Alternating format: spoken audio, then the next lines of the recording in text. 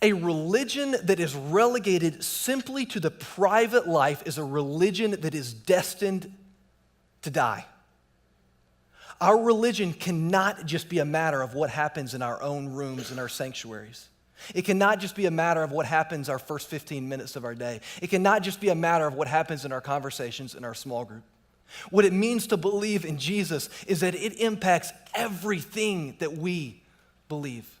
It impacts our politics. It impacts our relationships. It impacts not just what happens in the boardroom and in the living room. It impacts what happens in the bedroom, and it impacts what happens when we're at Kroger, and it impacts everything else. To believe in Jesus means that he impacts everything. So let me just ask you this question. I'll tell you, this is a great question. Let's ask this question. At the end of the day, will you ask yourself this question? What did I do today that I wouldn't have done if I didn't believe in Jesus? At the end of today, one of the things that you would not have done if you didn't believe in Jesus is come here, assuming you came on your own volition, this morning. But will that be the only thing? What about tomorrow, at the end of the day?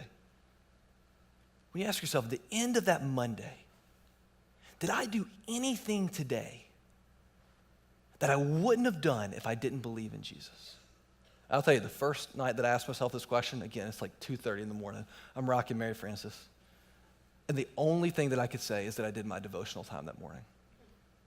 It's the only thing that I did different because I believe in Jesus.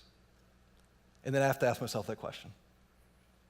On that Wednesday, did I actually really believe in Jesus? Or was it just something that I was doing in my mind? Friends, this is what makes the gospel of Jesus Christ so good and so important, is that he doesn't just want to touch your life on a religious level. He wants to touch every part of your life. He wants to impact your work, and he wants to impact your relationships. He wants to impact your understanding of how the world works. He wants to impact your sense of purpose, your sense of calling. He wants to impact everything. And that first sentence, when he says, repent and believe in the good news, that's what he's saying. He's inviting you to come in, to trust him with every part of your life.